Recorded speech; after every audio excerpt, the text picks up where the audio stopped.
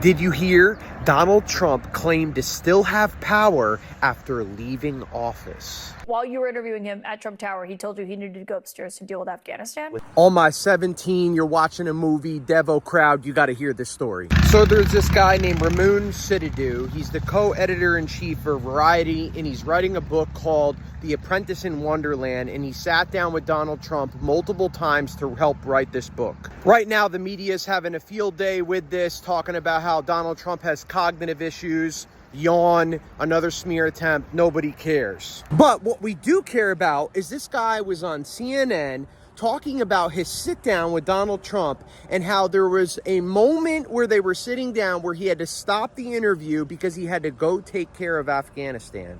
And then he would talk about what he did at the White House, and he would become gloomy and resentful and unhappy and refer to Afghanistan and Joe Biden. But he also seemed to think that he still had some foreign policy powers. And there was one day where he told me he needed to go upstairs to deal with Afghanistan, even though he clearly didn't.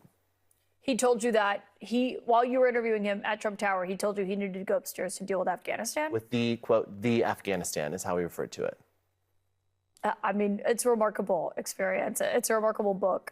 So Until Today, Apprentice in Wonderland, Ramin Situda. Thank you for... Just want to remind you, this sit down with President Trump was after the election was over. Now, of course, this is from Ramoon's mouth of how all this went down, and it's not like Donald Trump is out there saying, hey, this is what happened, but nevertheless, still incredible, still juicy. I love it when this happens because the enemy thinks that they're actually exposing righteousness when all they're doing is showing all of the righteous that what they believe could be true. Anyway, all allegedly, of course, but this is pretty juicy stuff.